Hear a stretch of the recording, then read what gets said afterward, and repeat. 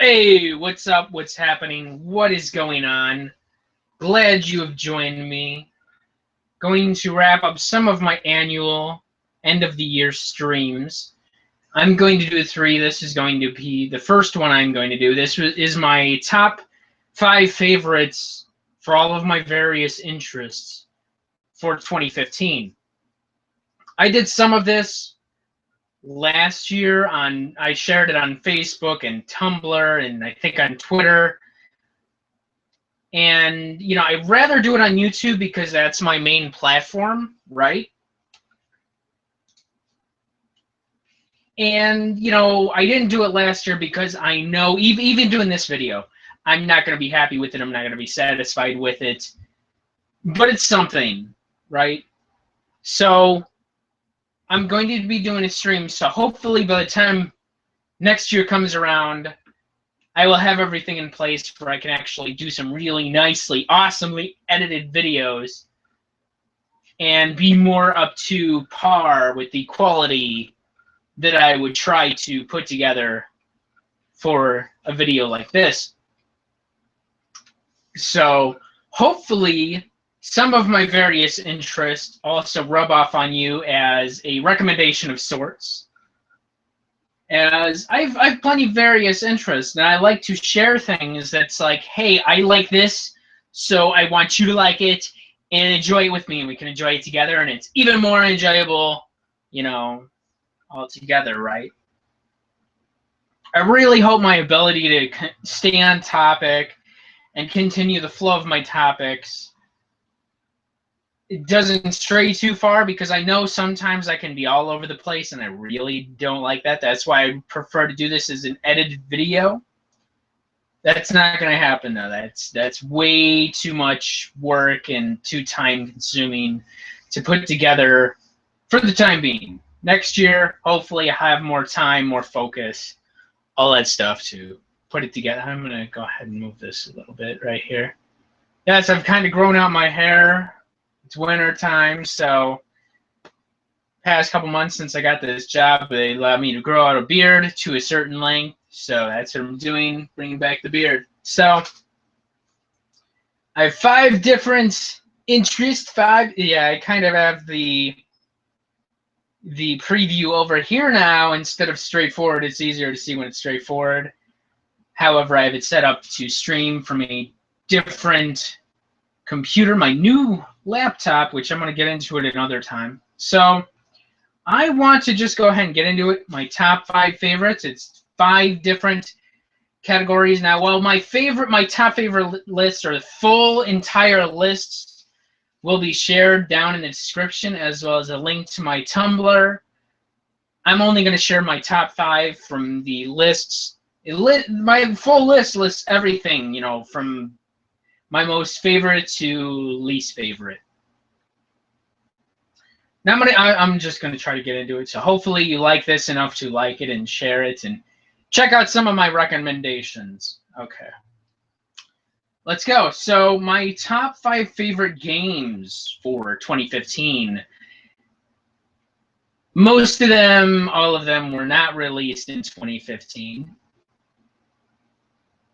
I've only had like 2 games that I've played that were released this year, because I finally recently got caught up on the newest systems. However, they did not make my top 5.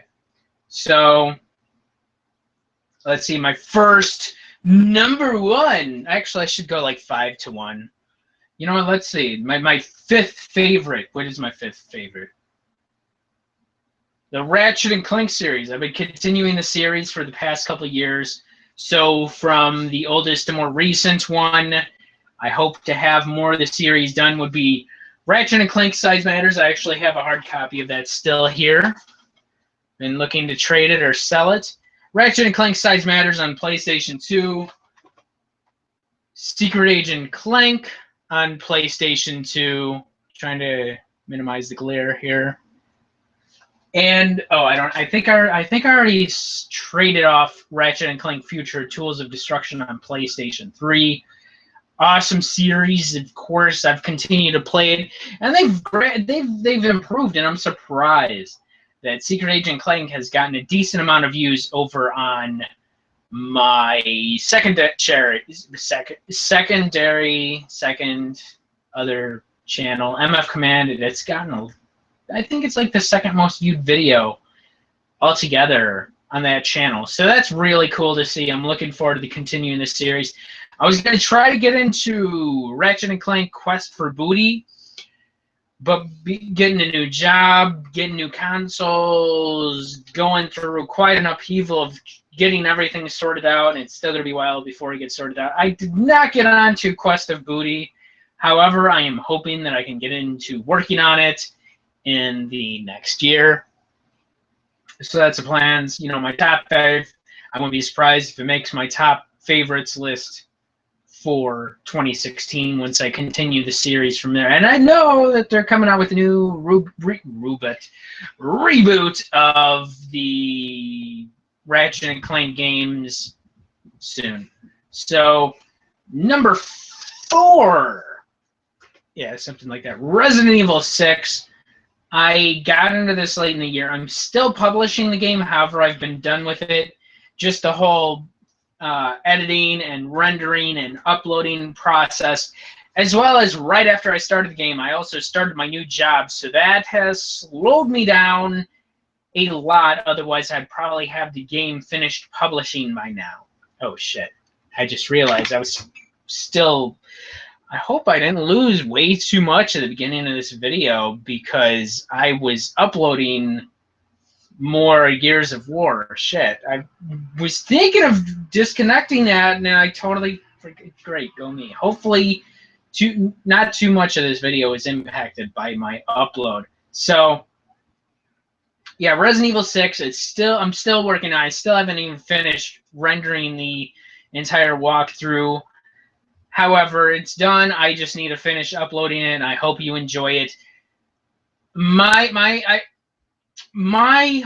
only thing with the game is that I wish I would have had a co-op partner, which that would have been fucking awesome. Otherwise, you know, it was a great fucking awesome game, right? So, you know, I think they did they did a damn good job. And I know a lot of people have complaints about the older games because of you know how much they changed the formula. However, you know, I like it more now because in the older formula of games, I just find myself, you know, running around in circles, not sure what the fuck to do, trying to figure out puzzles, and running out of ammo because enemies and zombies would just repop as I would go back through areas. So, you know, I'm kind of glad that they did update the formula. It seems like a natural progression for the series, given, you know, time and change. And, you know, it's not going to stay the same fucking thing for, well, I think it's like a 20-year-old series now. So, you know, I think they did a damn good job with updating it. However, you know, my biggest complaint, I think, am I right? All the fucking characters are white. What the fuck is that? I think that's one of my biggest complaints. I already forgot most of my biggest complaints. No, that's really one of my biggest complaints. I don't know. Ada Wong? Maybe. Not. No. Yeah. With just one character, one token fucking character out of all the playable characters, and all the other 6 other characters are fucking white. But it wasn't much of a problem to have a black woman in Resident Evil 5. I don't know why her name is just slipping my mind right now. But also, like I'd like to do when I add series together, why this was not included with also playing Resident Evil Outbreak is that Resident Evil Outbreak was just so down there that it would have lowered Resident Evil 6 much lower in the list. So I didn't really want to impact that at all. So Resident Evil 6, my top 4th favorite game out of 5 in 2015. Let me get a drink before I continue with the next ones.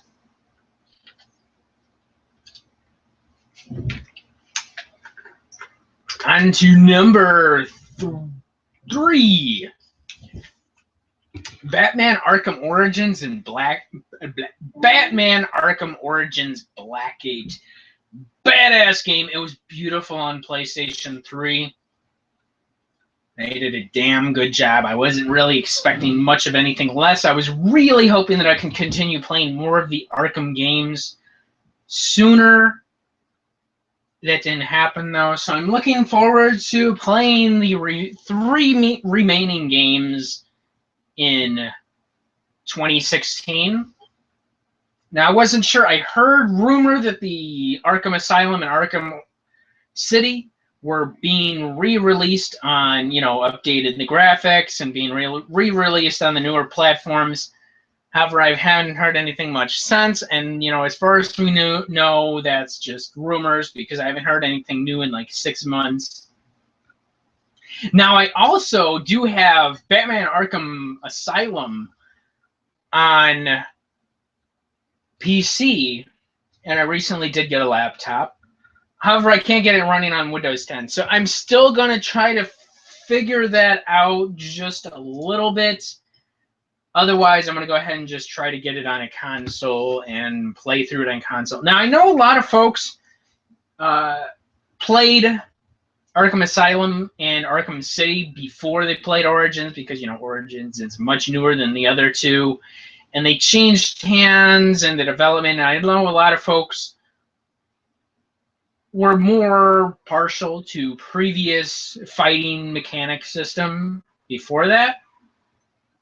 However, I liked it. It had a pretty strong learning curve to it. I did try to do the hardest difficulty playthrough. It wasn't going to happen because the hardest that you could go to was a third time playing through. I really didn't want to play through it again either.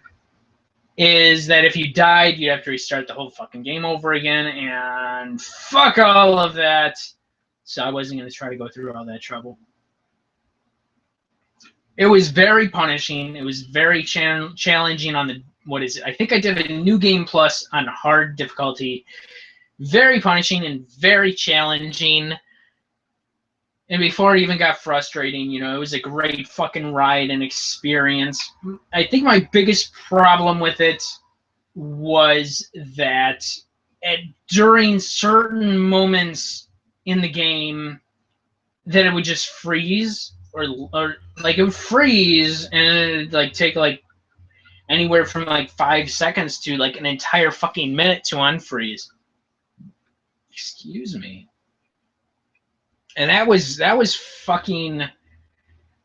And one time it did freeze and crash on me. I can't remember if it just straight froze or if it froze and then the console turned off. I don't quite remember at this point. But that did fucking suck. And I did figure out why that might have been happening at a later point after I played Max Payne 3 and maybe sort of solved it and figured it out. And it had something to do with the equivalent to defragmenting on a Windows computer. So that might have solved it. However, by the time I figured that out, it was well past the point of having already played through, finished the game, and moved on to something else. Let's see. I think that's really everything I have to say about the game. It's cool. All that good stuff. Looking forward to the rest of the Batman Arkham games whenever I happen to get around to them. Oh, and Arkham Origins Blackgate, that was pretty badass as far as a 2.5D game. I liked it. It's being published on my channel currently. Should be finished in a few days, probably.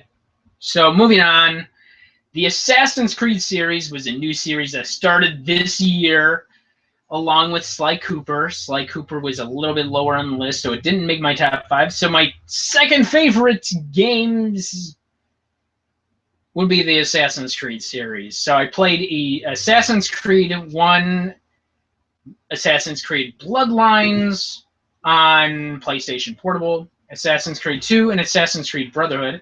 I was hoping to have had Assassin's Creed Revelations done a lot sooner. Only thing that was holding me up is that Steam has PlayStation Network has not had any fucking sales on the DLC since like much earlier in the year. I want to say like around March or April was the last time I remember a sale being on the DLC, and it was like super cheap at the time. And they haven't had it on sale since. And from what I remember is that the DLC is like $10 fucking bucks, and I $2 or $3, I'm good. If I can get it for that much, I don't need to spend no fucking $10 on it. It's probably not even worth 10 fucking bucks. Which, of course, is one of my other complaints, is that PlayStation Network and digital rarely ever lower the prices after a certain point. Like, some games have been out for like 5 years or so, and the DLC is like still $10-20. Like, you could lower it in price after a while, maybe. Anyway, that has nothing to do with that. That's just one of my fucking complaints about all that shit. About the prices and all that, especially if it doesn't go on sale very often, if ever. And usually when that complaint comes into place is that it never goes on fucking sale. So, you know, the Assassin's Creed game, fucking awesome. You know, I really wasn't expecting anything. Otherwise, I've heard nothing but great things about the series over the years. You know, obviously some games more hit or miss than others. However, you know, I wasn't sorely, majorly disappointed in any of them. For the most part, Bloodlines could have used a little bit of improvement. Aside from that, you know, but then again, improvement, as far as that goes, it was the only Assassin's Creed game that I know of that was released on PlayStation Portable. So, of course, after the first game, they scaled it back a bit. Now, there are 1 or 2 games on DS that I'm looking forward to playing. I just don't know when that's going to happen. And I'm pretty sure that those games were also released on other platforms and updated. I don't remember the details of that, though. So, you know, awesome series. Looking forward to playing more of this series going into 2016. Hopefully, I'm able to get kind of caught up on the series within the next year. A bit more caught up and a bit more steady with those videos, because I know that's one of the few steady videos where I know a couple folks, at least a few folks, will tune in from time to time just to check it out. So, cool games, you know. Actually, no, well, I think one of my biggest complaints so far, though, actually, you know, I will tell them later in the series, but I'll bitch about it in the games themselves. I don't need to do it here. Now, my #1 favorite game that I played in 2015, another game that wasn't released in 2015, Ni no Kuni, Wrath of the White Witch. I love this fucking game. This was awesome. I enjoyed it thoroughly. And it's the only RPG I've played this year. I really want to play more RPGs, and I totally fucking failed at that because, you know, it's just really difficult for me to sit down and focus on a fucking RPG as much as I do enjoy them, when I do enjoy them.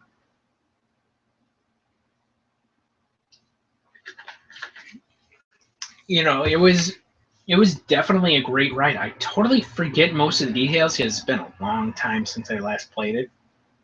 Much earlier in the year. I definitely want to say during the first quarter of 2015 did I play it. So I definitely forget most of the details.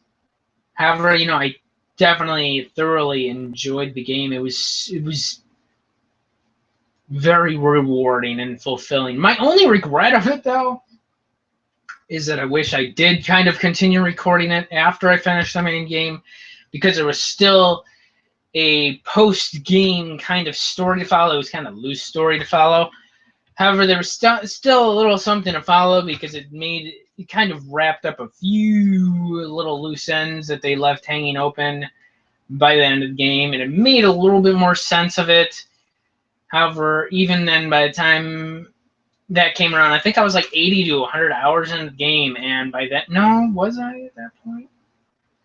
I don't know. I think I put most of my hours in post-game, because there was a lot of shit to do after the end of the game, including that entire story chain post-game.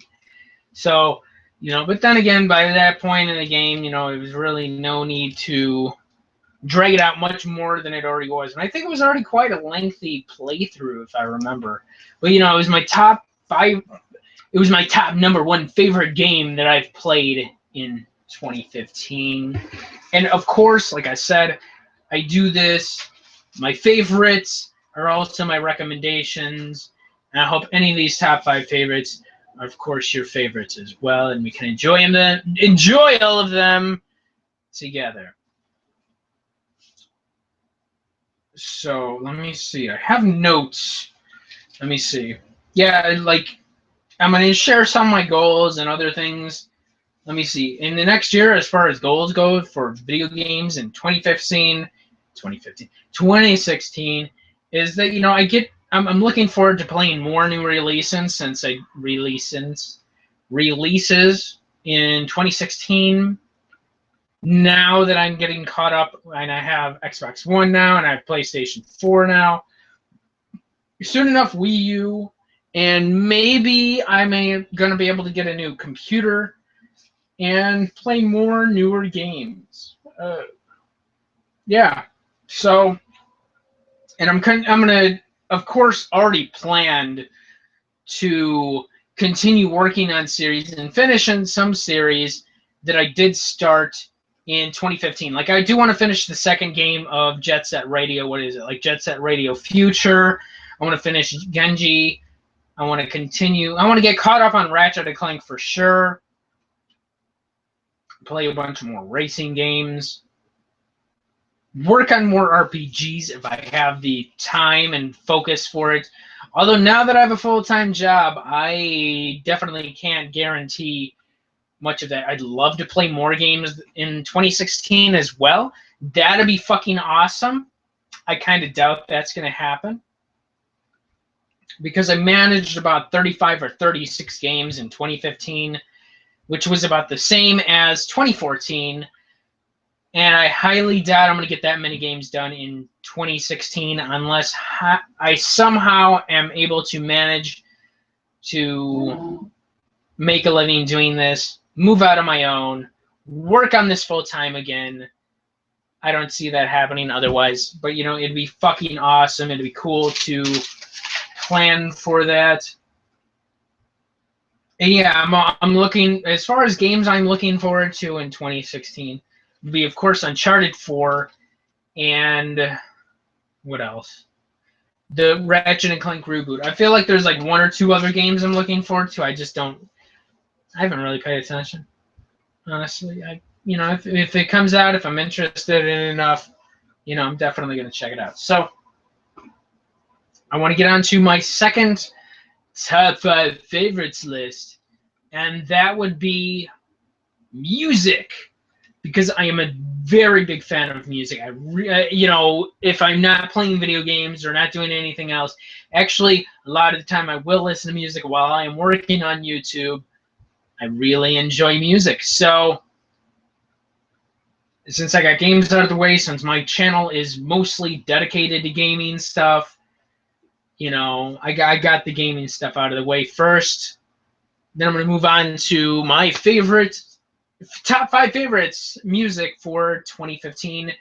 Now, as a note, of course, I'm going to share my entire list for the year. However, a lot of it is not in any particular order, because I got a job near the end of the year. I lost a lot of time and energy I had to listen to music. So some of it is very solid, especially the first couple. I think my top 5 favorites are very solid for the most part. But a lot of it also can just, if you don't agree with my top favorites or my ordering of music for 2015, then, that's fine. My music tastes have changed in the past. They have changed drastically this past year, or even over the past few years. So a lot of things that might have made my top 5 favorites of music list, or my top favorites of music past few years, it's totally different right now. And you know what? I feel like there's additional notes, and I'll probably remember them later. And if I do, I'll probably, let me see. Oh, yeah, the order, like I said, the order. If you don't agree with it, of course, rearrange it to your own fitting. Also, there was a lot of music that I missed out on that I didn't get to hear, or not yet. And of course, whenever I happen to get around to it, I do look forward to it. And I wouldn't be surprised if I listen to some other stuff that would change much of the order of music I've listened to for the year. So let me get into it. Let me see, what is it? My top 5th favorite musics of 2015. Trico, A-N-D. I don't know if we would say and or just A-N-D. Japanese rock band. They grew on me a lot more than I was expecting. An all-woman Japanese rock band, and they had very catchy, fun, enjoyable tunes and stuff I probably really wouldn't go out of my way to listen to. I just happened to come across them on accident, and I really enjoyed what I heard. I thoroughly enjoyed everything I've heard by them. And I had to listen to this album a couple times, and I was like, yeah, this is definitely one of my top favorites of the year. And, you know, it's stuck right up there near the top. Oh, yeah, and also, I forgot, as another note, this entire list is only stuff that was released in 2015. All my other lists are going to be an assortment of stuff, mostly released older. So, like I said, if I was doing post-editing, a lot of this, I'd definitely be able to catch and perfect in the editing. So, anyway, continuing on. My fourth favorite release of 2015, Erykah Badu's You Can't Use My Phone mixtape. I think it was a mixtape. Damn good. Listen to it. It immediately went to my top five favorites of the year. Now, this is also very interchangeable with the next one, which would be my third top favorite music of 2015, and that would be Alabama Shake Sonic Color. Another album I was surprised grew on me. Was not expecting it to be my top. Wasn't really expecting to enjoy it at all, but it really grew on me. I really enjoyed what I heard, and you know, I'm definitely enjoying the different music I've been getting into the past couple of years. It grew on me. I really enjoyed it. I was kind of indifferent at first when I first listened to it. Listened to it 2 or 3 times, I was like, fuck yeah, this is damn good. I was definitely feeling it, you know? Now, the last two are definitely very solid in their placement on my top favorites list. And of course, if you don't already notice it now, there might be a trend going on. My second favorite of 2015 would be Janet Jackson's Unbreakable. You know, right immediately as soon as I listened to this, I was like, yeah, definitely top favorite. It was very solid in its placement. You know, I really haven't heard anything that really I enjoyed too much all year as much as I enjoyed this. And, you know, if I wasn't too broke for it, I really would have looked forward to going to see her live when she was in Chicago. I think she played 1 or 2 shows in Chicago. Although I know my one friend, she visited out of town to see her in some other state, and then she also saw her in Chicago. So I'm sure that was badass. And I know it's been a while since she last released an album too, and you know, she came back really strong, and you know, I enjoyed what I heard. I knew I was going to enjoy it too.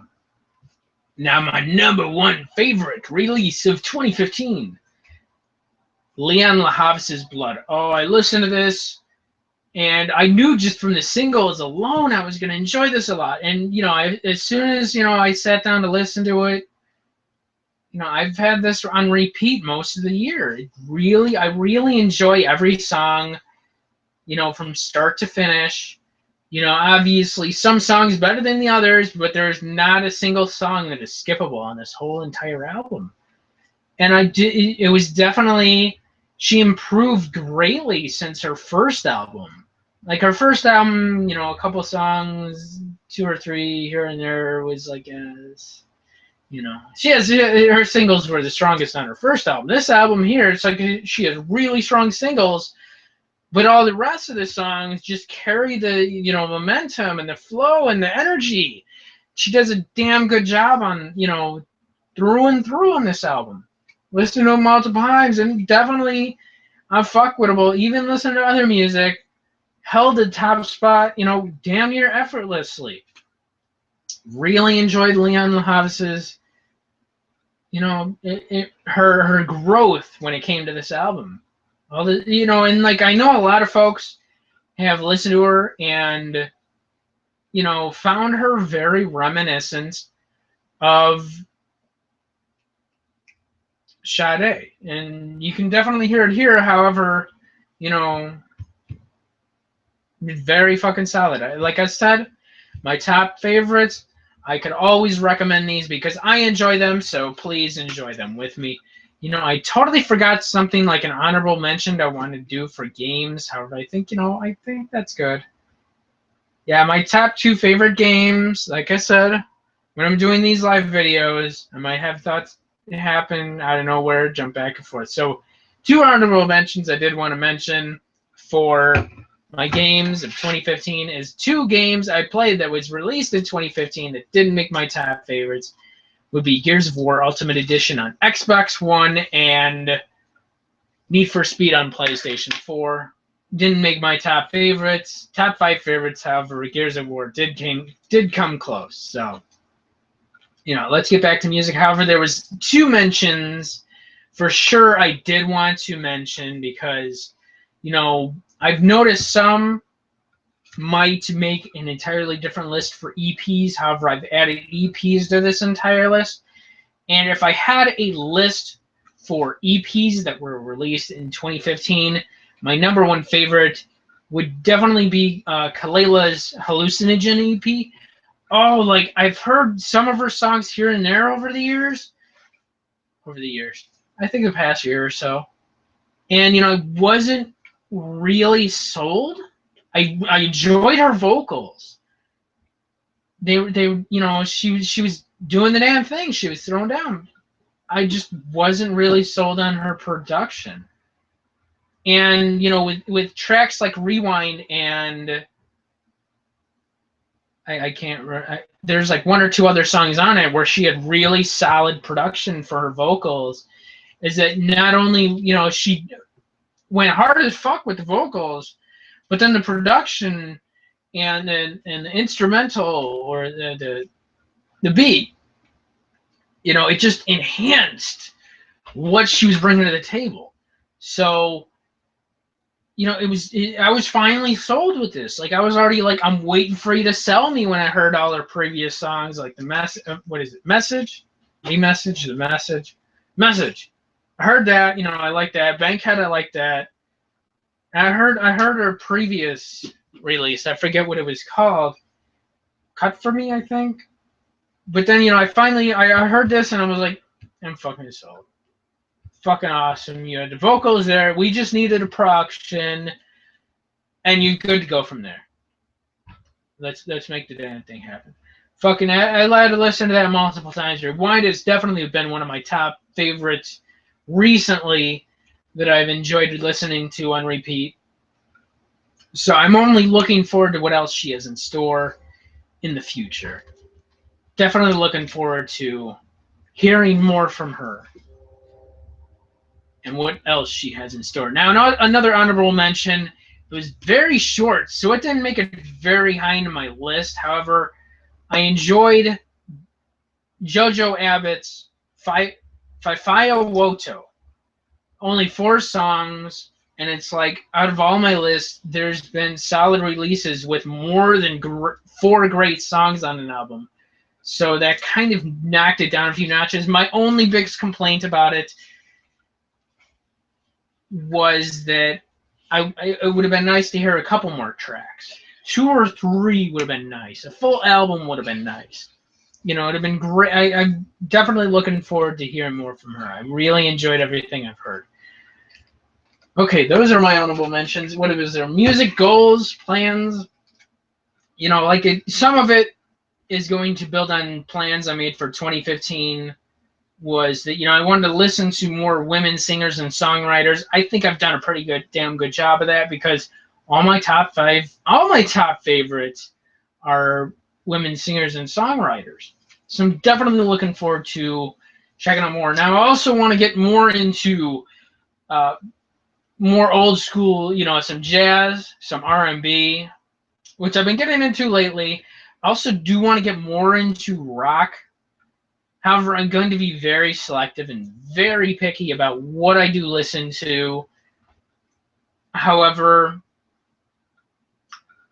I'm going to find stuff I enjoy. Like, I've been getting a little into punk too. So, I mean, those are my plans and goals. I don't see how I can really fail them. However, I just won't have the time and energy to sit down and listen to anywhere near as much music in 2016 because I will be working at least 40 hours a week as far as I know of.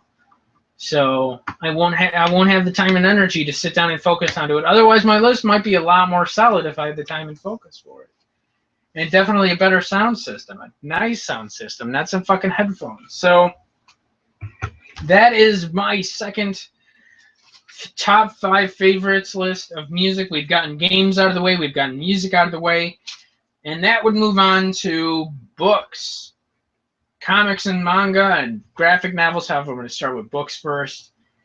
And I know I tried to get a thing going of a recent reads where I would talk about my recent favorites, whether a book, comic, manga, graphic novels, whatever. And I was going to talk about it and either like critique the shit out of stuff or just share it, or recommend it. Most of the times recommend stuff because I enjoy most of what I read. However, a lot of times I'll critique the shit out of stuff to the point where it's like, it was okay. I don't know if I can recommend it. So anyway, my top 5 favorites. Of course, I can recommend everything that I'm going to talk about. Well, for the most part. Yeah. Okay. So as far as a disclaimer about books goes, oh yes. For every year, I plan to try to read at least 12 books a year. 1 book a month at least. In 2015, I managed to do 18 books in the year. Did I say 2014 or 2015? 2014, I managed to do 18 books last year. This year, I did 20. Now, I also didn't get close to. Actually, I might. I still have another week in the month. For the end of the year, I think I'm going to try to read some really quick comics or manga and get them out of the way because I do want to try to reach 200 that I've read within 2015. I don't know if I'm going to be able to come close. I might be able to do it. Depends on how much I'm going to focus on grinding through it. So, of course, for 2016, I'm going to try to read at least 20 books. We'll see how that goes. Also, because of my job, I cannot, I was using my phone mostly to read all the comics and manga, graphic novels, digitally. However, because of my job security protocol, safety protocol, is that we are not allowed phones or tablets or music devices in our work area. So I'm not able to take some comics and manga into work unless it's like physical medium that I pick up. So that greatly slows down my ability to read comics and manga as much as I was reading them. So past couple months, it's been really slow. I haven't really read very many comics and manga. So that definitely made the 20 books for 2015 happen a lot more quickly because, I'll read a book when I'm on break or something, right? Hey, what's up? Okay, I don't have another viewer, but you didn't want to join me. So there we go. That's 20 books for 2015.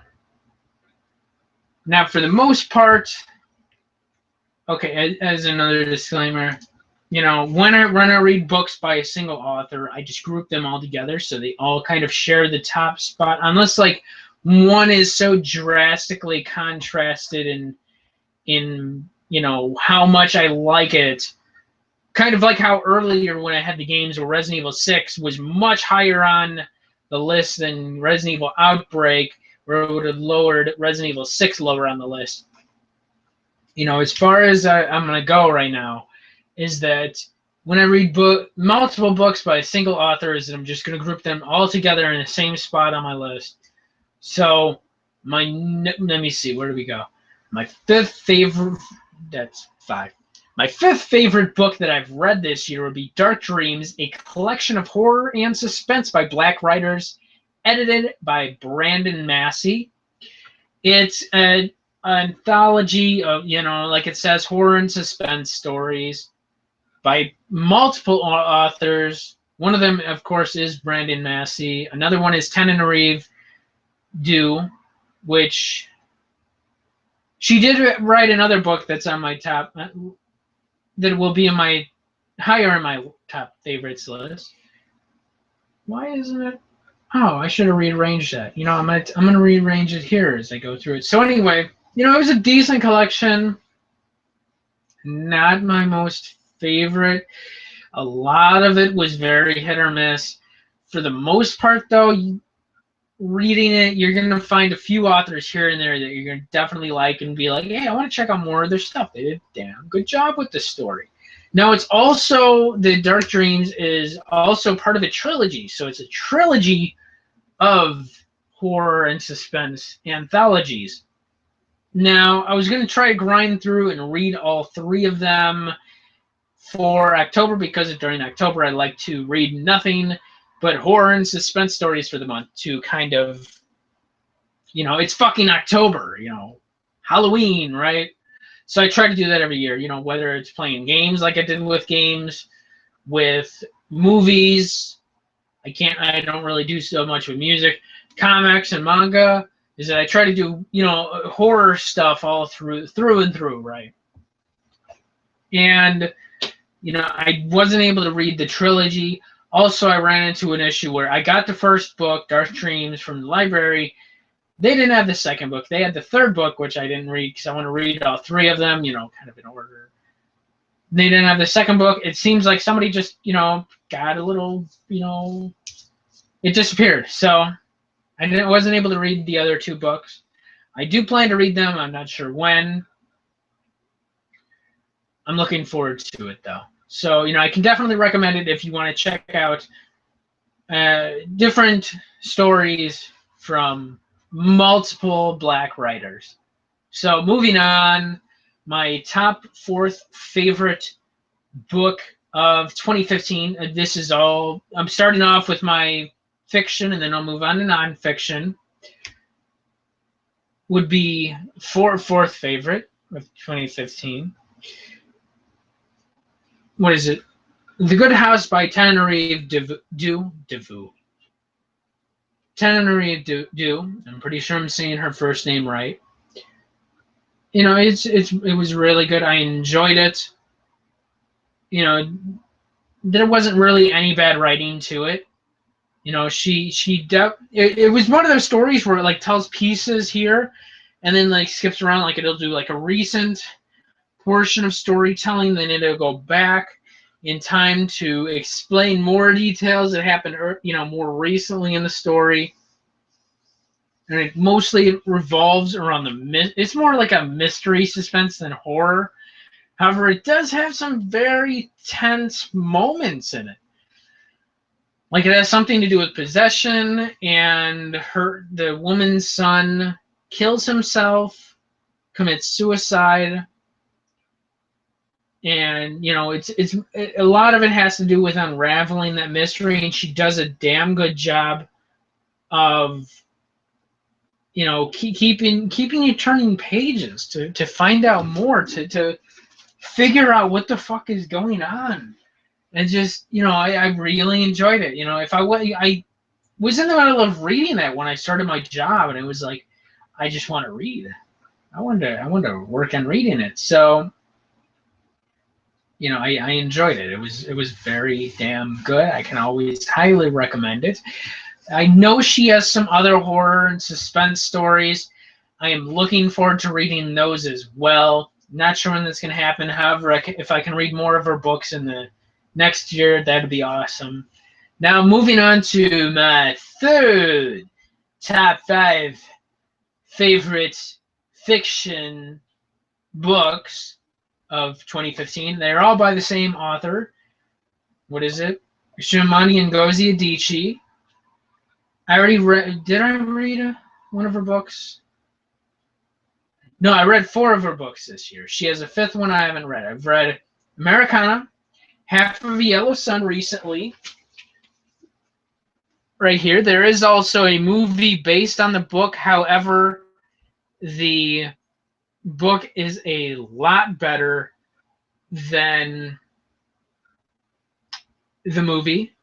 a lot better. However, the book also explains a lot of things that were easily overlooked or left out, and explains the context of what happened in the movie.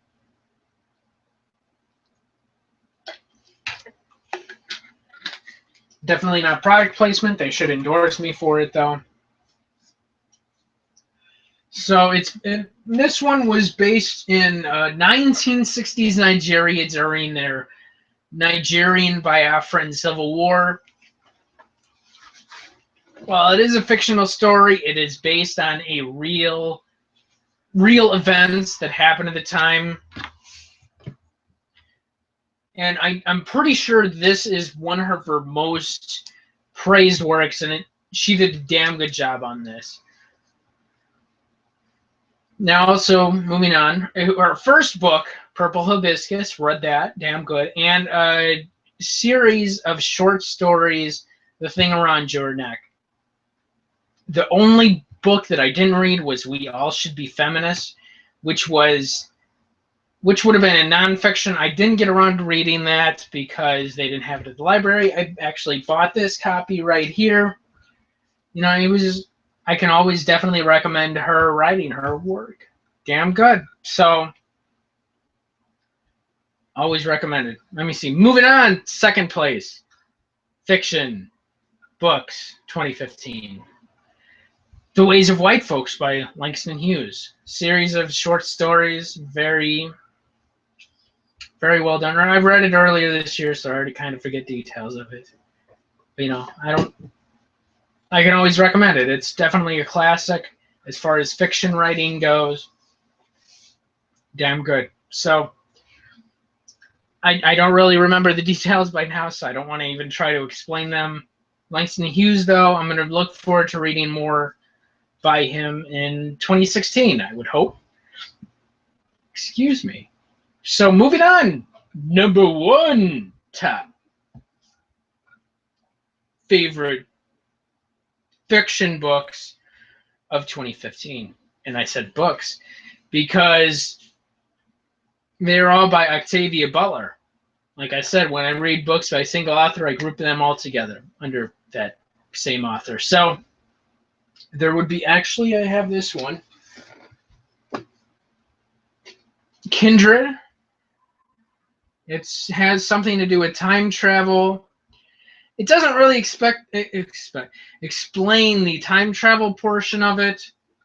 So it feels like more like a fantasy thing happening, and where starts off in 1970s, and this woman is transported through time back to 1819 something, early 1800s, to save an ancestor, to make sure, you know, her lineage continues, like, so he doesn't die. And most of the storytelling takes place in the early 1800s when she's transported back in time.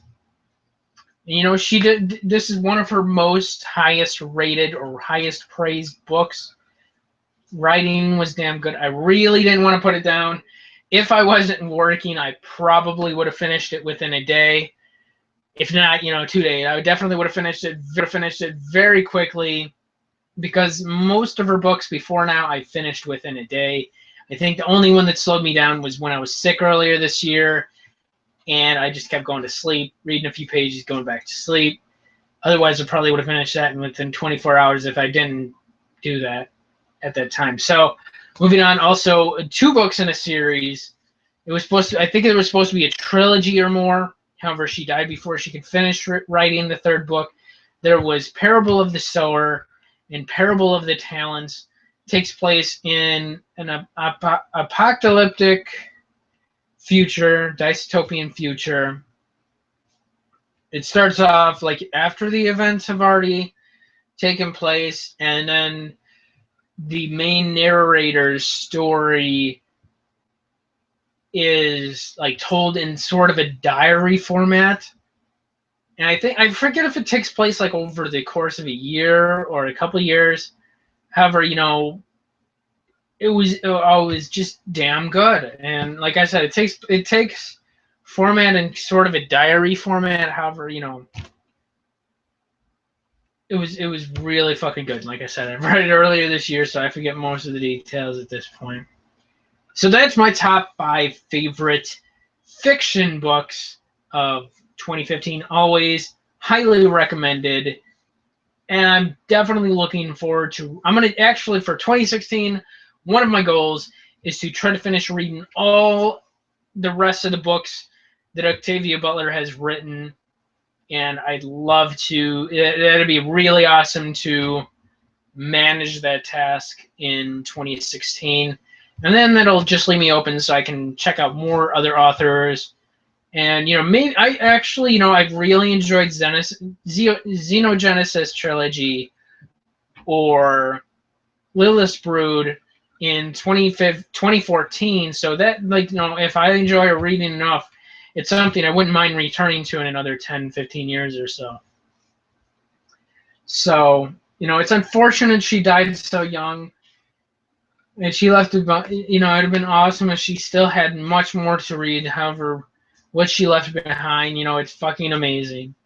So, you know, I haven't really read much science fiction. So what she's written has definitely piqued my interest enough to read more science fiction. So, you know, I'm starting to run out of steam, and that really fucking sucks. I really need to hurry up and wrap this up. I'm about halfway through. I think we're kind of doing okay though. So as far as my top favorite nonfiction goes, most of this is very much a tie.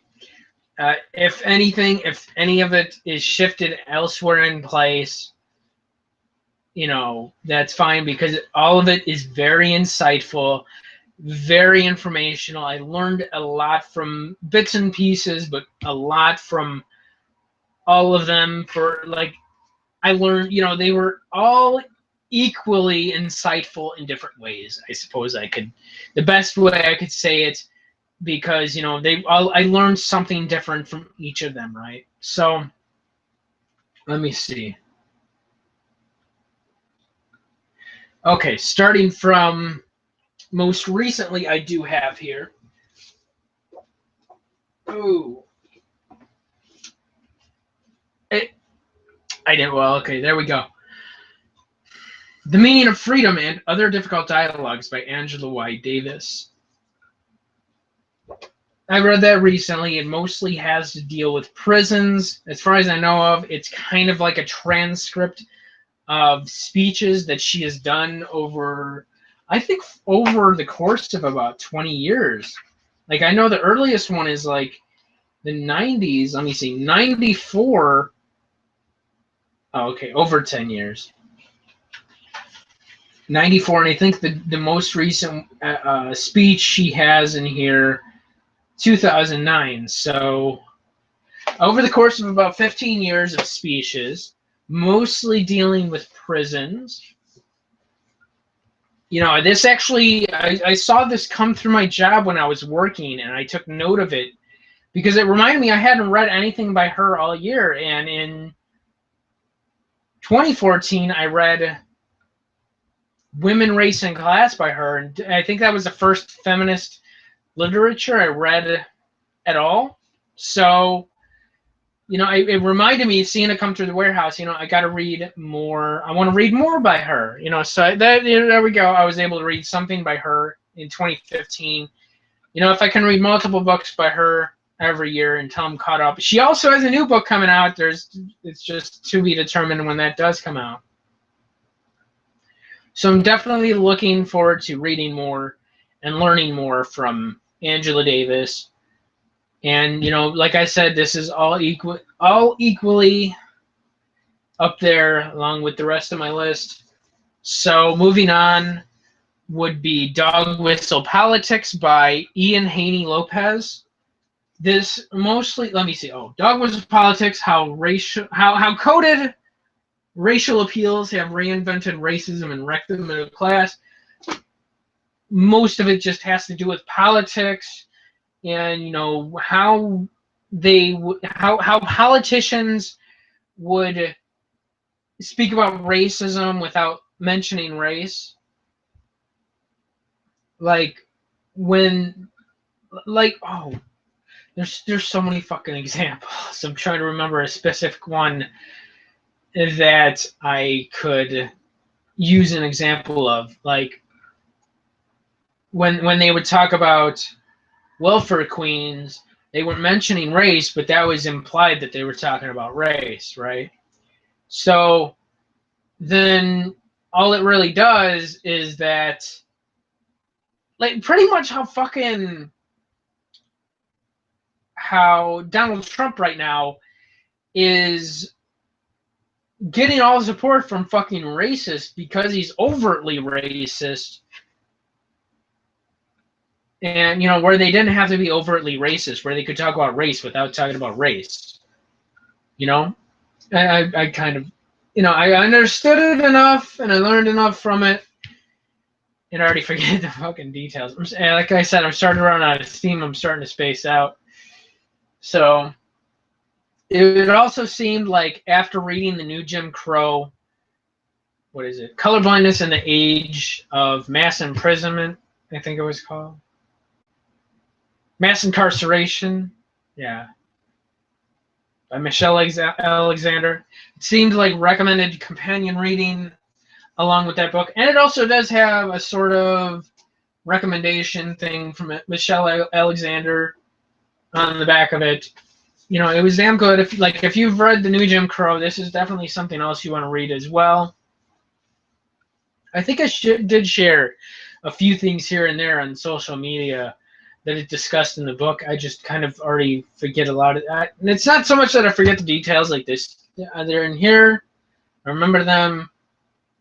Not enough that I can remember to talk about them at this point. So, definitely recommended reading. Now, moving on.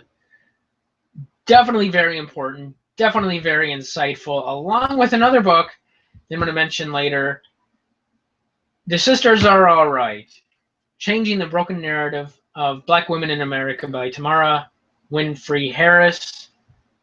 Very good writing. Very short. It felt more like a warm-up to a more complex, in-depth, longer book that we could look forward to her creating later on.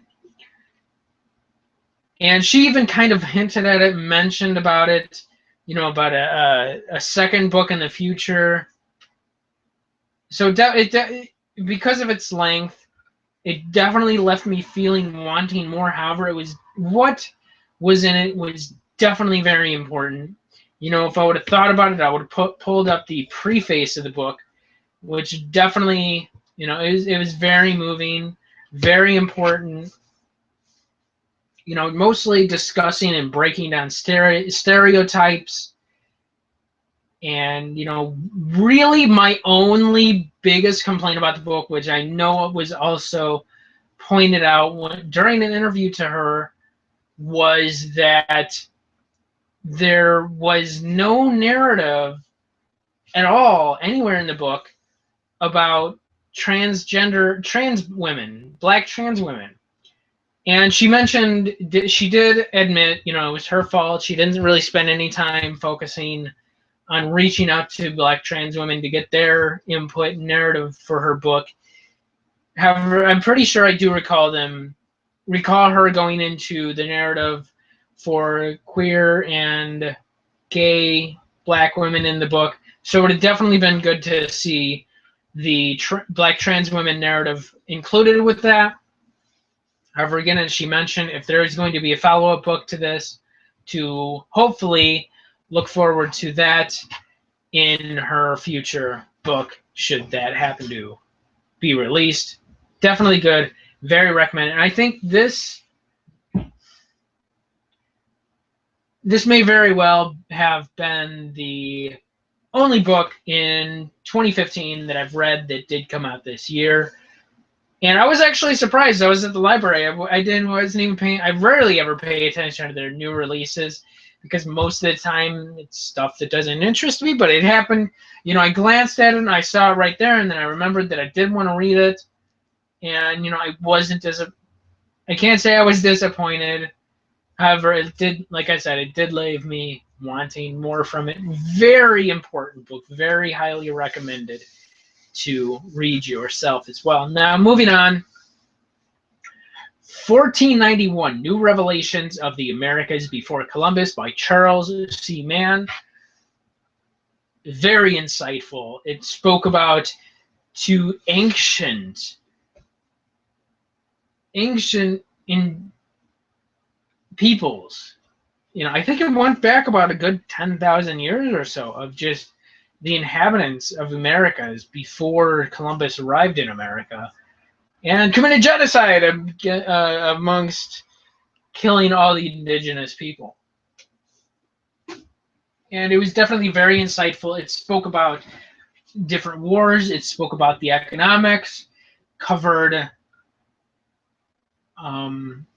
disease, and just food as well.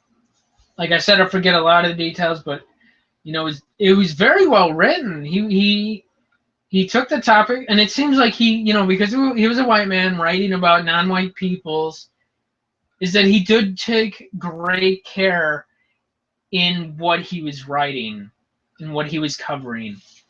And even with that, it can still be sensitive at times. But like I said, he did take great care with his topic in the book that he was covering. And even with that, it still felt like it had a few rough edges. However, even in covering and discussing the past, it was like he had an ability to tell stories of old with flair. And for the most part, in the most beginning part of the book, it did hold my interest pretty closely. I cleared out the first 100 pages in a day, and then it kind of slowed down after that. Very good book, very insightful, highly recommended. And I actually do have, I don't know why I even pulled it out. He does have a follow-up sort of companion book to it that I haven't read, that I wanted to read this year, but I didn't. Was 1493. What is it? I can't see it because it appears reversed on my screen over here. What is it? Uncovering the New World Columbus created. So that's mostly after Columbus already arrived in the Americas. And I know from what I read a little bit about it is that it covers a lot of the economic changes that occurred because of Columbus. So it doesn't really speak too much on the past before that. But as far as a companion piece, that's really the only reason I want to read it. More of a companion follow-up to 1491. So, I might as well, it wouldn't hurt to read them together. I was really planning to read it before the end of the year, and if I didn't get this job, I probably would have read it by now. So I was definitely planning to read it sooner. Now, moving on to the last book that I read. Well, the last book on my top five favorites nonfiction would be A Shining Thread of Hope: The History of Black Women in America by Darlene Clark Hine and Kathleen Thompson. It was very insightful. It felt like a companion piece. Oh, what was I want to say Life Upon These Shores, where it spoke about the history for a long time. It felt like a companion piece with that. It was also definitely good to read along with, what is it? Freedom's Daughters, that I read earlier this year that didn't make those top 5. And I had many critiques for that, and that's why I didn't. However, this was definitely very insightful, very informational. Learned something from it, and it also did have a decent amount of books to recommend that I do look forward to checking out at a later date as well. So that's all my top 5 favorite fiction and nonfiction books that I've read of 2015. Always very highly recommended. Let me see. Do I have any notes that I want to cover? Yeah, all those 5 for nonfiction, they're all tied. All very equally insightful reads. So moving on to my top 5 favorite comics that were released in 2015. Well, a lot of this was released in 2015. Much of it was also released prior to 2015. Some of it is older, some of it is newer. So let's see, where does it start? Okay, my 5th favorite release of 2015 would be Bitch Planet Volume 1. I kind of wanted more from this. However, what's her name? I can't remember her name. I should have looked this up as far as notes go. But I did like this a lot. Kelly Sue DeConnick, I think that, yeah, the writer's name was. I did like this more than her previous series of Pretty Deadly. Pretty Deadly, the narrative, I had a hard time following the narrative of Pretty Deadly. This one was a lot easier to follow. It just left me wanting a little more from it. However, I'm definitely looking forward to see where she goes with Bitch Planet. I was also very surprised. Wasn't expecting anything about it. Like when I'm reading stuff, when I'm planning to read stuff, I don't very. Hey there, my 1-2 viewers. I don't like to read into spoilers. Like I avoid reading stuff for spoilers when possible. And I was surprised that because at the end of every issue, she included essays from various feminist writers, and it was usually less than a page for the most part. Very, very, I liked it. It was informational, insightful. And, moving on to my 4th favorite comic of 2015, Concrete Park. Oh, this was awesome. I really liked it. It kind of, my really only biggest complaint about it is that it still, by the first volume, they spent like the time introducing new characters. And then the second volume, it still felt like they were trying to pitch their pilot and sell readers on this comic. And, it kept introducing new characters. And by the second volume, it's like was already sold in the first volume. So it's a sci-fi comic featuring a wide, diverse range of different characters, race, and gender that are banished to a distant planet. I don't remember if it's in the galaxy or whatever. And, for some people have powers, and, it's very interesting. I forget the writer. Yeah, it's husband and wife team, writer and artist. And it's really actually I should have taken a lot of notes from my comics, but I didn't. But it's very awesome, highly recommended. I know the second volume did come out in early 2015. Now, I don't know what's going on with the future of the series, because there has not been any new news since the release of that volume.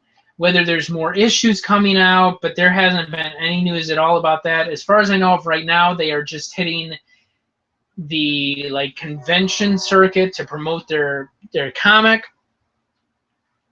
So I'm curious to see what goes on with the future of the series, and I'm hoping that gap in time since they previously released anything new is all spent on growing and fleshing out the characters and the story and the world that they are going to be bringing to Concrete Park. And by the end of the second volume, they kind of show what this Concrete Park is. So, you know, I'm definitely looking forward to seeing what's in store for the series. I definitely enjoyed it. It was fucking awesome. It was badass. So, moving on to my third favorite comics of 2015, Saga by Brian K. Vaughan and Fiona Staples. This also definitely made my top favorites of 2014 list. Very much enjoyed it. And you know, it's definitely quite a ride for all the characters to take this journey with them. And you know, my only thing about it is that, you know, it's kind of like based around a family type of experience and everything, and I'm not very close to my family, so it's kind of a little difficult for me to thoroughly become engrossed with it. However, you know, I enjoyed it. Yes, Saga Volume 5. It would have been nice to see if they had a 6-volume release this year, or at least that many issues. However, I'm definitely looking forward to what they do release in 2016. The art is fucking awesome. I really do like the art. Fiona Staples definitely goes hard with that. The colors, the lines, oh, it's fucking awesome. I really enjoy it.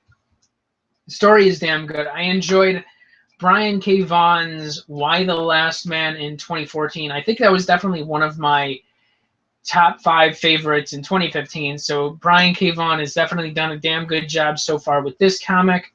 We'll see what happens in 2016 and beyond with the story, the characters, see where it goes from there. Something I'm definitely looking forward to. My second favorite of 2015 would be Rat Queens Volume 2 in the Braga Special. I don't know if they've already released enough to round up the Volume 3. I don't know. Maybe that's going to be added on later. I don't know. Maybe if not that, then there's always 2016. So this was my top number 1 favorite in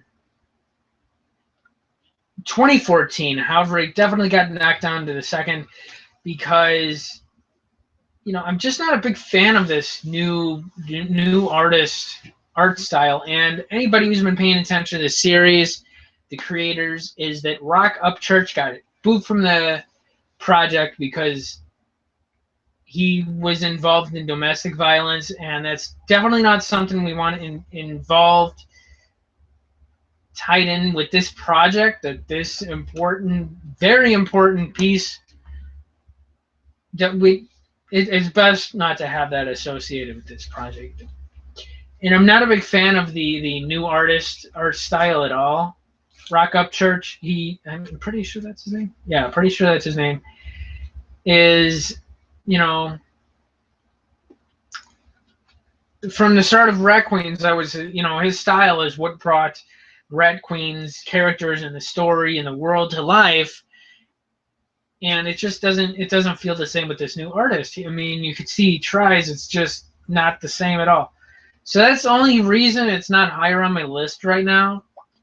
Otherwise, you know, it could have definitely been a number 1 spot.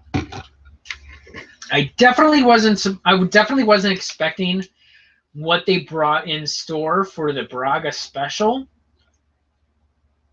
However, it was definitely cool to see a transgender character in Rat Queens. I mean, how common is that these days?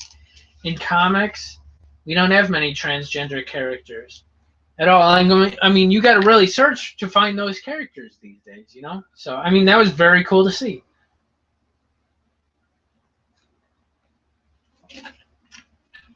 Shit. Okay, so let me move on to my number 1 favorites comic of 2015. This was my second or third favorite of 2014. Would be Shudder. Volume 2 and 3 was released in 2015, and it just ramped up the action. And well, I didn't like Volume 3 as much as Volume 1 and 2. However, Volume 2 was definitely enough to propel it to my number 1 top favorite. And Shudder is pretty much like a Tomb Raider or Indiana Jones type adventure in a fantasy world, and it's really badass. Like, I'm still trying to understand what is going on with the story, because the narrative is a little difficult to follow at times. However, what is it? I want to say Layla Del Duca, if I remember her name correct. I really do enjoy her art style for this. It's fucking it matches the storytelling very well. And at the end of every issue, they leave it on a cliffhanger where you're like, wow, I really need to read that next issue. And he's already stated, that the writer or creators has already stated that they do have an ending in mind for the series, but it's going to be at least 60 issues before we do see that point in the comics. So I'm definitely looking forward to following this series for a good few years. We'll see where it takes the characters in their journey through their world or galaxy or universe or whatever. Yeah, I'm definitely losing steam. Did I have any honorable mentions? Princeless, that was pretty damn good.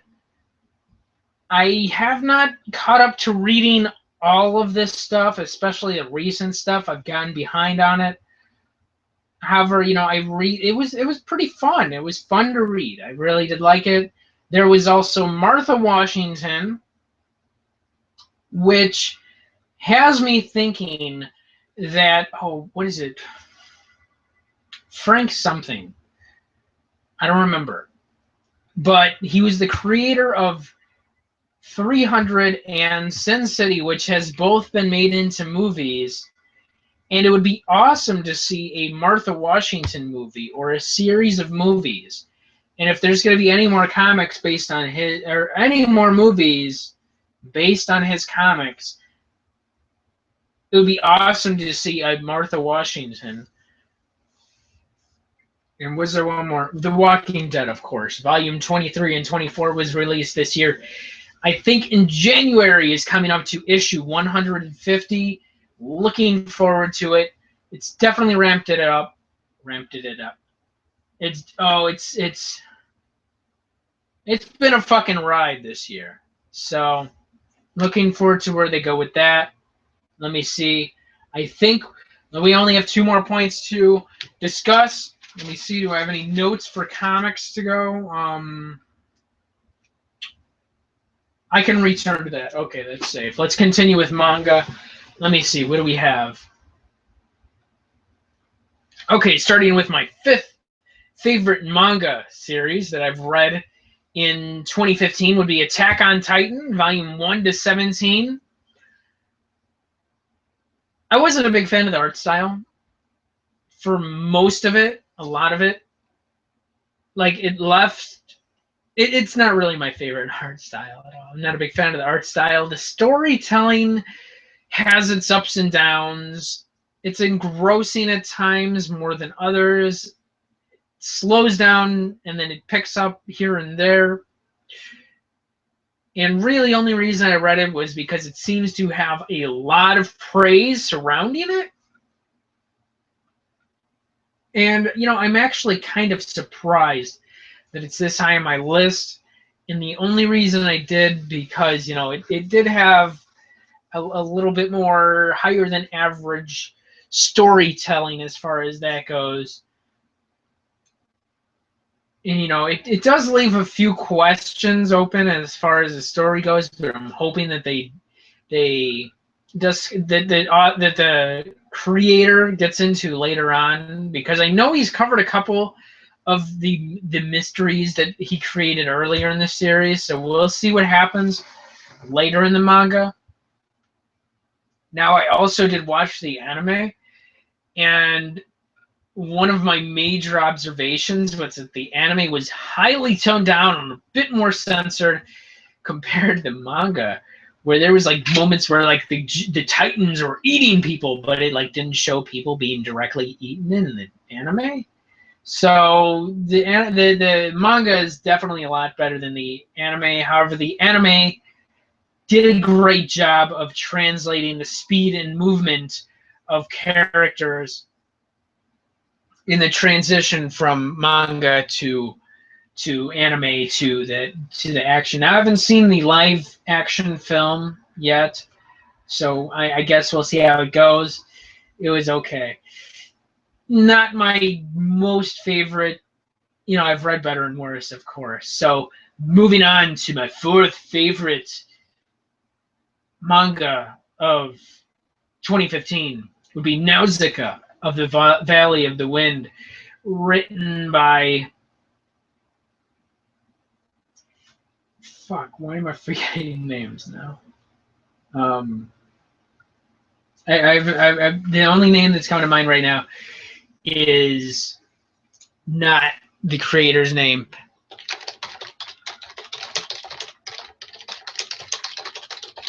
This is why I would like to do post editing, so I can remember, you know, have that all detailed and, you know, iron out a lot of these flaws. And this is really fucking long. I'm thinking definitely at least an hour long so far for this stream. So Hayao Miyazaki, one of my top favorite directors. I think it's my number one favorite director. He also did create a movie based on this manga, which I think it only covered the first 2 volumes, and then, you know, from there, it would have been nice to see if he created more movies based on the manga, but, you know, it was definitely damn good. You know, I wasn't quite sure if it was going to grow on me like it did, because I really enjoy the visuals in the movies. However, the art style, it definitely felt a bit dated by now, because I think this was released in the 70s or 80s. No, 90s? 90s. I think it was the 90s. 80. Oh yeah, definitely in the 80s it started, and I think he finished it in the early 90s. Let me see. I think I can find the details right here. And this is like what I'm saying. I'd rather just edit this, and, you know, I could work out all the details. Let me see. Yes, written over a period of 12 years from 82 to 94. And like I said, the art style, it does feel a bit dated. However, you know, it's a great journey where we follow Nausicaa,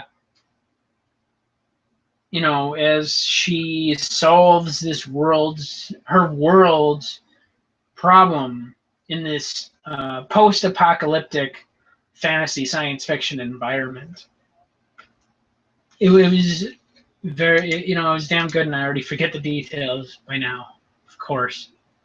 Great. Now I'm running out of steam and starting to space out. That doesn't help either. So, you know, I'm just going to move on to other stuff I've already forgotten many details about by now. Because, you know, I really just need to start wrapping this up before I run out of steam and energy any more than I already have at this point. So, moving on, Akira. The movie is one of my most favorite anime, like, ever. It's like my favorite, right? And I knew there was a manga out, and I definitely wanted to read it. And I know a lot of it was cut from the movie, because there was some parts where it just, you know, that I don't remember being in the movie, but I haven't watched the movie in at least a good 10 or 15 years. So just like Nausicaa of the Valley of the Wind, I haven't watched that in quite some time. So I forgot most of the details of the movies. So it was good to return to and read those stories in a sort of refreshing manner. Like, the story was still fresh to me because I've forgotten so many details from the movies. So, you know, I really enjoyed it. Of course, it's going to be one of my top favorites. You could definitely see when reading it where it did influence, later manga and anime creators, because it was definitely very, I don't want to say monumental, but it was definitely inspirational or influential for its time. Damn good. I thoroughly enjoyed it. Fucking awesome. I felt like there was a few rough edges here and there. I think it felt a little slow at times, but it was definitely something that kept me turning pages and wanting to read more. Damn good. It was awesome. Thoroughly enjoyed it. Always highly recommended. A fan of manga or anime, this is something must read for sure. Definitely.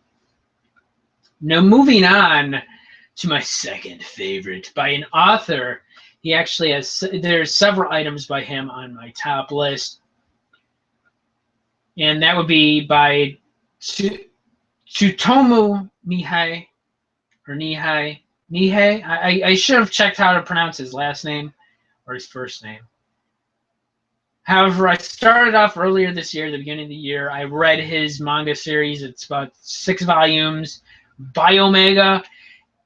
That was fucking awesome. The storytelling, it leaves a little bit to be desired, but his artwork is fucking phenomenal.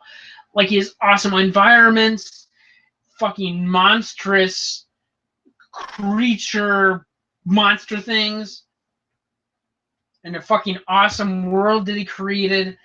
His really only flaw is his story leaves a little bit to be desired, and some of his characters are kind of generic, and like there's like 2 or 3 characters that look very similar to one another, and it's like, who's who? I kind of forgot, and but his artwork, especially for his environments and for his monstrosities, is that it kept me wanting to read more. That's really the biggest thing that kept me checking out more of his artwork. I can't really stress that enough, is that really doesn't happen entirely often. If this is the only artist that has made me be like, this is fucking awesome, and I got to check out more by him, so that was really awesome to see. I really enjoyed what I read. Now, like I said, whenever I read stuff by a single author, I just place that all together in the same spot on my list. So it also include Noise and Blam. And Blam was actually a lengthier volume, and I think that came before Biomega. However, Noise and Blam takes place within the same world or universe as does Biomega. However, Biomega was much more, it was like a sci-fi horror. It reminded me a lot of, like, say, if you enjoyed the shit out of Dead Space, you would fucking love Biomega. Like, his monstrosities and creatures that he created. Oh, it was fucking awesome. Like, by the time I finished Biomega, it actually left me desiring more from what he created there. However, like the beginning of Biomega, like, it was more very much horror oriented or feel to it, and then later it was just more sci-fi inclined. But it was fucking awesome. It was badass.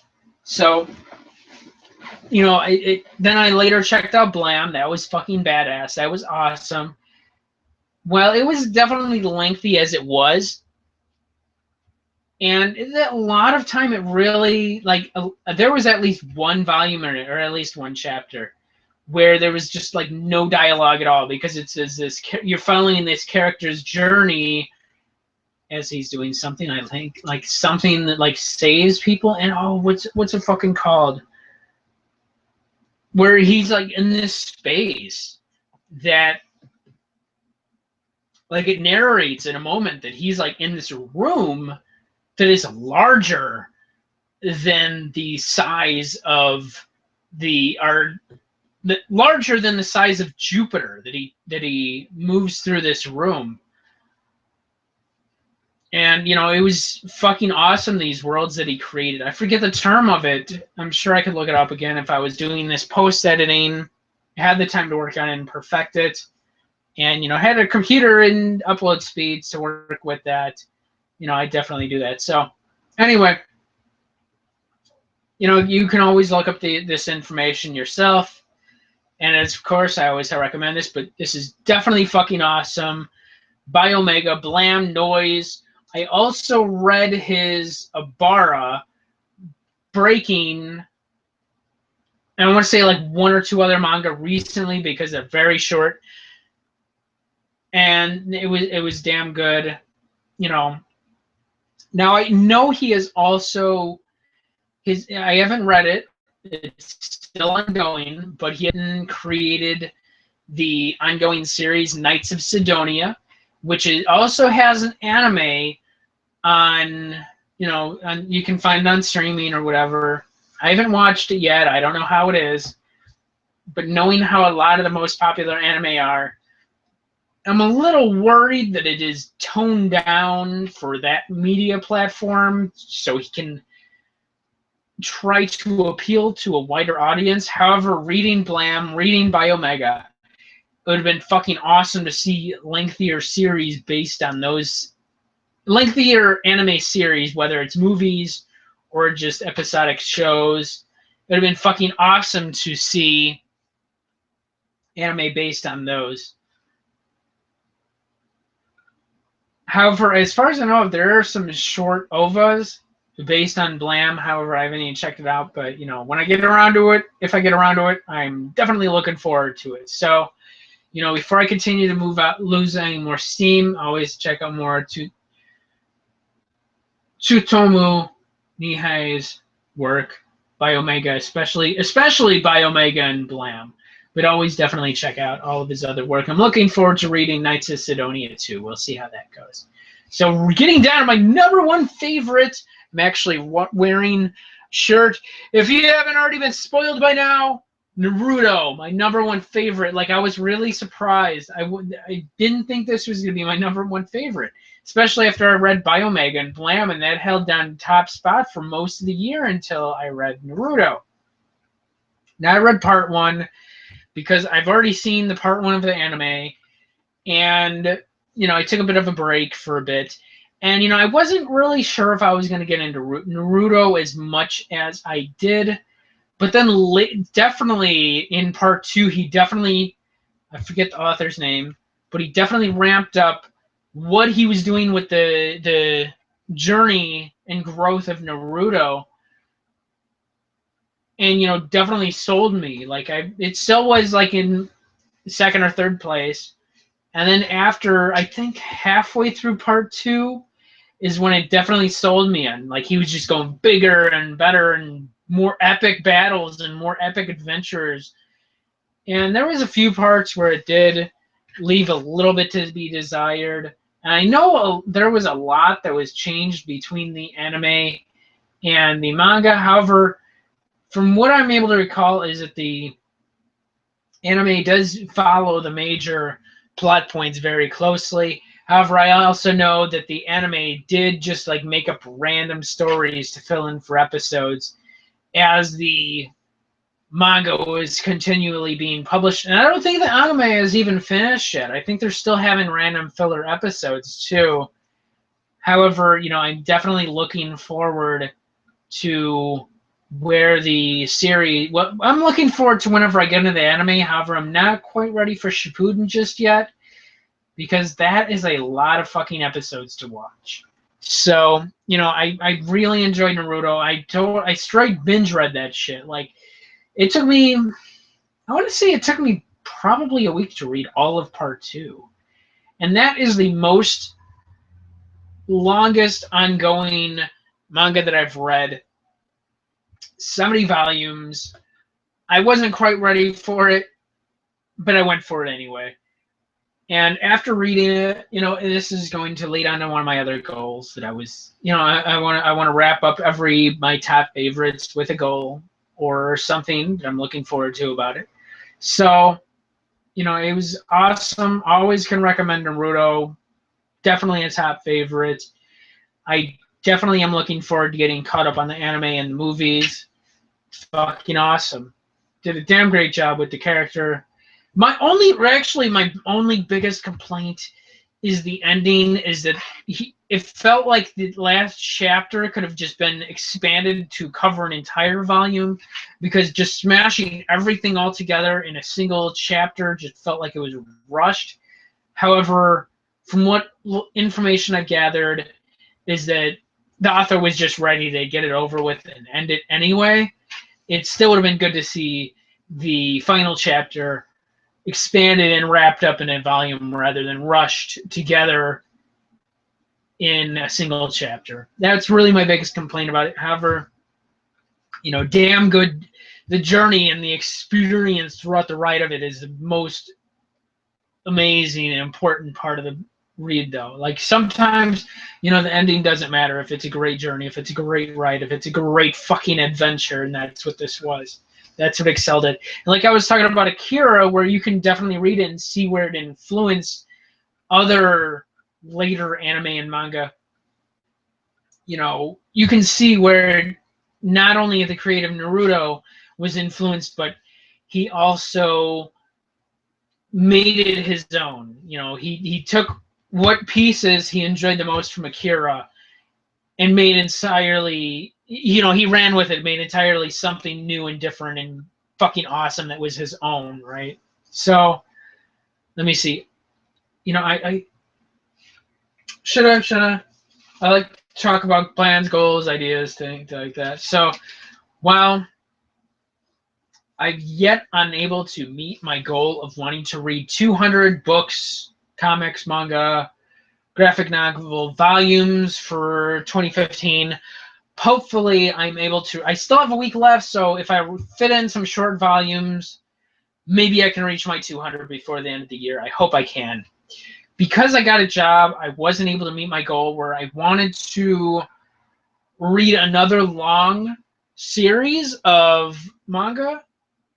I wanted to try to read either Sailor Moon, Dragon Ball, Full Metal Alchemist, or Inuyasha before the end of the year. That didn't happen. Again, like I stated earlier about why am I unable to grind through comics and manga like I was used to, because my job, can't take a phone or a tablet into the work area, because I usually take a break, but I don't really, it's quite a walk. So otherwise I would still read all that stuff on my breaks, but that doesn't happen.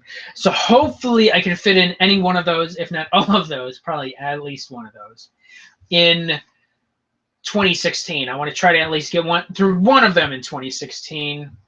And especially as far as goals, plans that I do look forward to, I definitely want to try to read more books, comics, well, especially comics and manga by not only women creators, but also creators of color. So that's definitely a goal I want to stick forward to as far as prioritizing that, what I do read. So hopefully I can read more. Hopefully I can manage those 200 by the end of the year. I don't know if I can, but if I can, that's fucking awesome. Also, another thing I was disappointed in is that I didn't really get too much more into webcomics in 2015 as much as I would have wanted to. So hopefully I'm able to manage that in 2016. We'll see how it goes, though, right? So that's 4 out of my 5 favorites that I've gone through, and this is definitely over an hour long. I didn't really plan to. However, going into it, I already knew that it'd be long and lengthy. So if I do get around, when I do get around to doing this in 2016, I think hopefully by then I'll be editing videos, and it'll be all you'll get a final product that is a lot more polished, a lot more perfect, and I'll probably just end up chopping each of my favorites up into single videos, and that'll probably work out best. So anyways, like I said, I'm bouncing back and forth. Let me get back to it.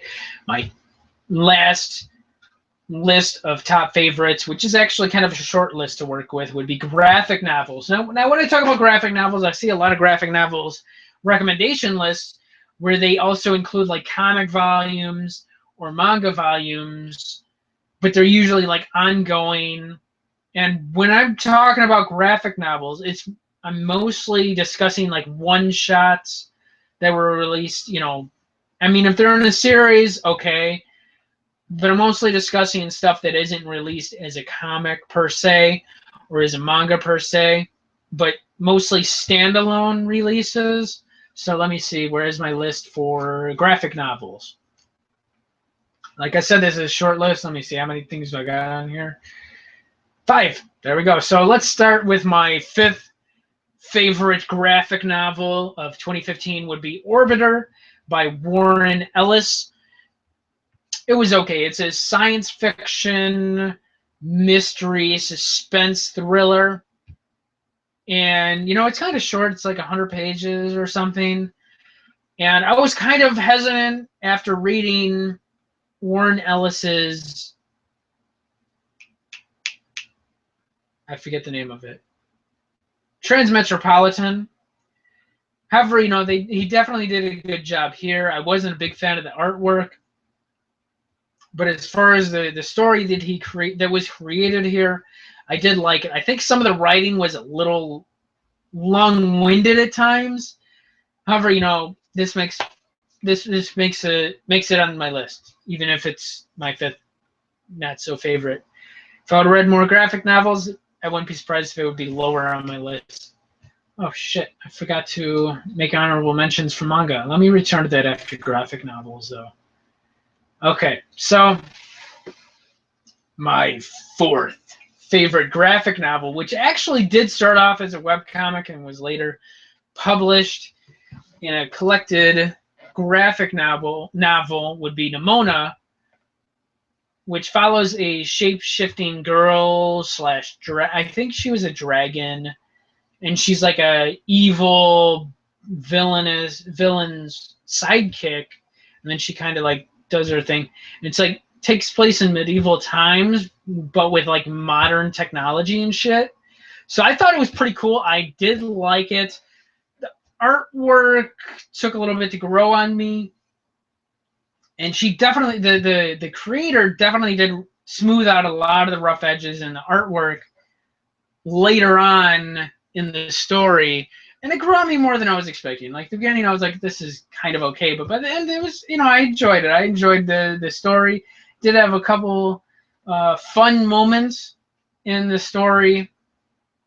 Yeah, it was definitely good. Always, you can definitely recommend it. Now, moving on to my 3rd favorite would be Apocalyptic Girl, an aria for the end times. It was kind of short, but it, you know, it was definitely a fun read that the author created here. Kind of left me wanting a little bit more. It could have been a little longer. It followed a girl and her companion Kitty in apocalyptic world that is like war torn and robots and, you know, science fiction stuff. So it was fun. It was cool. The artwork was fun. I enjoyed it. You know, left me a little bit desiring more from what I read, but I did enjoy what I read. So moving on to my number 1. Oh wait, no, I was about to skip my second one. Second, I don't remember the creator's name, but what did he fucking create? He created a successful series that always, I think he create a show from it? I can't remember. But I know he did have a movie and a series of graphic novels. Brian Lee O'Malley. And while this is placed into comics, it could be interpreted as a comic. However, you know, it was a very charming, fun read as we follow the character Katie as she changes things. Let me see. What did he create? He's most popular from Scott Pilgrim series. And I'm kind of hesitant about reading Scott Pilgrim. However, after reading this, you know, maybe, I can't say I'd guarantee it, but maybe I'd be more interested in reading his Scott Pilgrim series. I didn't know he also created another one. Let's see. Lost at Sea. I wouldn't. Maybe I'll have to keep that in mind to check out. So, you know, it was very charming. The art style was fun, and even though it was kind of long, not so much long, but you know, it wasn't very short either. But even reading what length it had, it left me wanting more. Also, I'm not really sure whether or not Seconds ties into the Scott Pilgrim universe that he created, or if it's just standalone. I think it is standalone, but it was definitely very fun to read. I feel like there was one or two references in the book that might have referenced something else he created, but I'm not sure. Probably not. I could be wrong. I don't really follow him or Scott Pilgrim much at all. But, you know, like I said, I really enjoyed what I read here. It was fun, enough to be charming enough to make it on my second favorite as far as graphic novels go. And my top #1 favorite graphic novel, which also was another one that started off as a web series on a blog, was Hyperbole and a Half, Unfortunate Situations, Flood Mechanisms, Mayhem, and Other Things That Happened. This was very fun read. It was a series of, you know, stories that she created. I think some of them were original to this book, and some of them, you know, a lot of them were from what she created on her blog. You know, it most of the stories had me in giggles damn near nonstop. It was a lot of fun to read. She was definitely great at not only creating this hyperbolic, hyperbole character. I don't know if I'm saying any of that right. That's what post editing would be great for right now, but you know, this is fucking rough. I'm doing something to get this done, right? So it was quite funny. She did a great job of being a comedian with her storytelling, with her character. Her artwork was ugly as fuck at times, but it was still very crude and fun. And you know, it was damn good. It was damn good. That's why it's my my #1 favorite graphic novel, which I actually wasn't really expecting. I saw it lingering around at the library since earlier this year, and I was like, you know what, I'm just gonna fucking check it out. So I decided to check it out, and I was not disappointed at all. Actually, I kind of went in with low expectations. I was totally blown away. I don't know if I had any expectations for it. I just saw it was good. I heard it was good. My friend rated it a 5 out of 5 on Goodreads. It was damn good. I enjoyed it. And she also does, I forget the creator's name, but she also does have a second one coming out, which is also going to be a combination of new stories and stories she's already created on her blog. I don't know if she's released. I think she's releasing it this year. So I'm definitely looking forward to that. Should be a lot of fun to read again. Wow, I think that's it. You know what? I don't really have much to cover about that. That's all my top 5 favorite, as far as my interests go for 2015. That's all of my favorite games, music released in 2015, books, comics, manga, and graphic novels. And that was a lot. And there we go. That's quite a bit to cover through, and took a long fucking time. Probably would have spent an entire week or so going through this and creating these videos. You know, if I would have split them up into separate videos per topic. So let me see. I'm going to include all of my favorites in the description. And not only all my top 5 favorites, but my entire fucking list for everything I've read. And of course, anything near the top of my list, is definitely much more recommended than something lower or at the bottom of that list.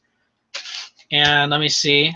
I will also include links down in there in the description, especially when it comes to games that I've played for my channel, so then you can check it out also on my channel. And I want you, my favorite viewers, to tell me what are your favorites of 2015, whether it's games, music, books, things of 2015. What are your favorites? Tell me. Share them with me. We can enjoy them all together. Even though by the time I might check out your recommendation, it'll probably already be 2016. So, and before I wrap this up, I know I've spoke about some of it. And actually, you know what? Like I said, I jump around a bit, and it fucking sucks.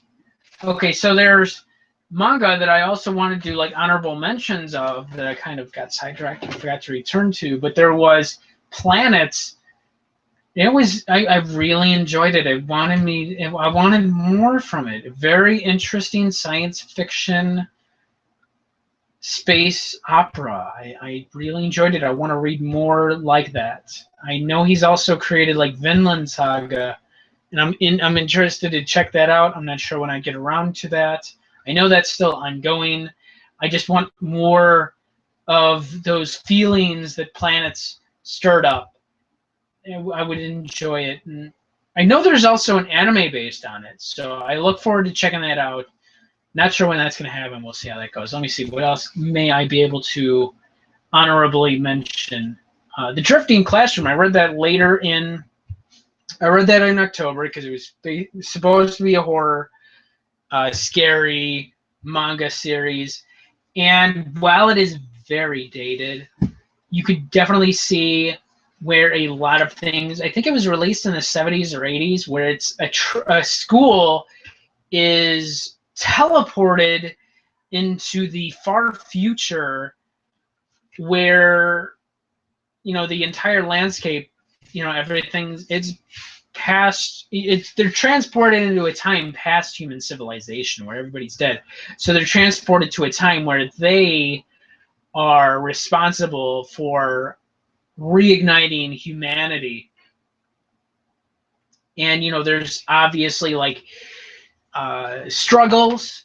It's kind of like Lord of the Flies or Battle Royale, if you've seen any of those, or I know there's a manga for Battle Royale. I've not yet read that, but it's like that. So if you know those stories, this story would be very familiar in addition to those. So they did a very good job with that. I enjoyed what the creator happened to create here with this manga series.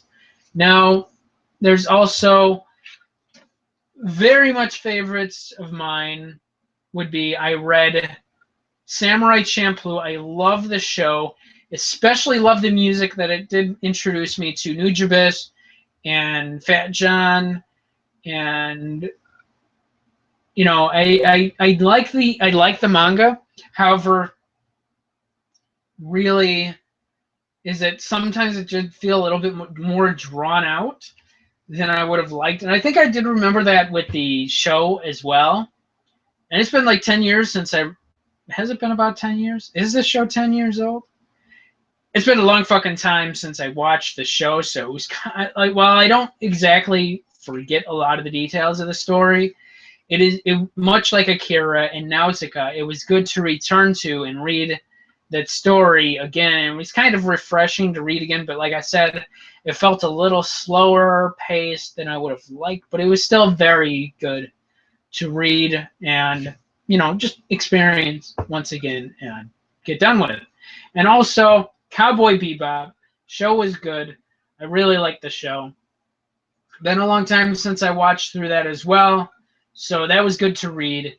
Both the original Cowboy Bebop series and the new one that I think was actually based on the show. So that was cool to read. And then let me see what else. Afro Samurai, I like that. I can't remember if I think the manga came after the show, but the art was fucking awesome. I really like that. That was badass. And let me see. Appleseed, I don't really remember the movies, However, I mean, it was okay. It wasn't anywhere near as boring to read as Ghost in the Shell, but I liked it. It's good. It was cool. And I think Appleseed does take place within the same Ghost in the Shell universe. I think there's like a big 100-year gap. I can't remember if Appleseed came first before Ghost in the Shell storyline, but I know they're somewhere within the same universe. So there goes my honorable mentions that I forgot to mention earlier when I was said about manga. There we go. That's fucking. I'm done. Okay, let me wrap it up things, and let me see. As far as what I'm looking forward to in 2016.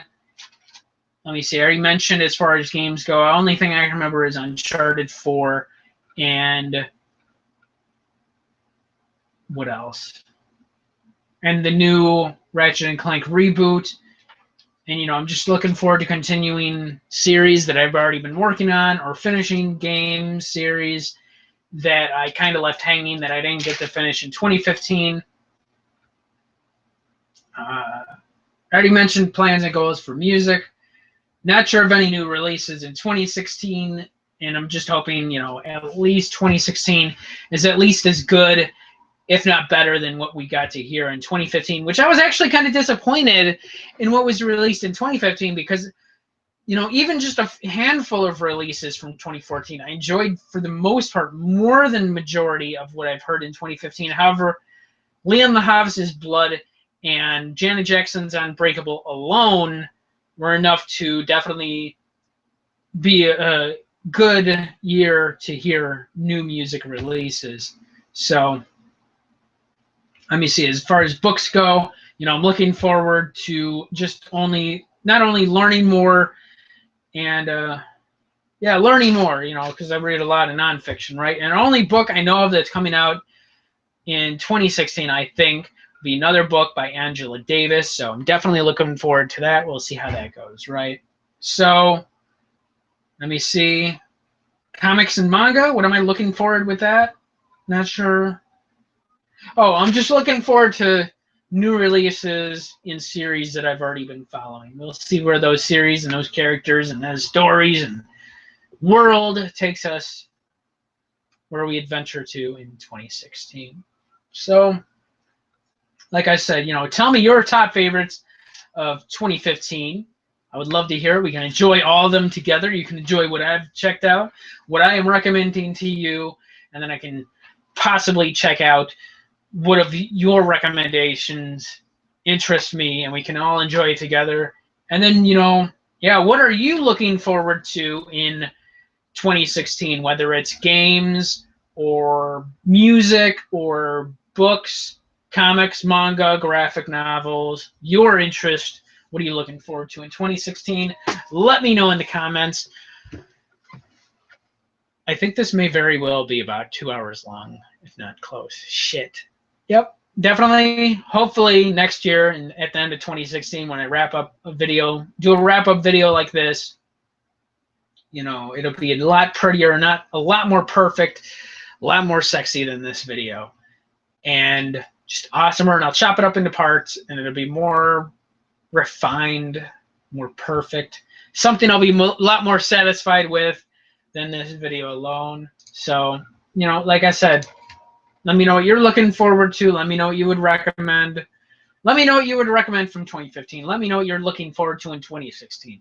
And if at all you enjoyed or you found any of my recommendations in this video insightful, I hope you would leave me a like and subscribe and tune in for more. Hopefully one day I can return to doing recommended reads or other videos discussing my favorite topics like these. And there was something I was just going to mention and I already forgot. So I just need to call this an end, bring it to a conclusion. And let me see. Thanks for joining me. Thanks for watching my crappy shit. And I do so very much look forward to joining me around again here very, very soon. Okay, cool. Bye-bye.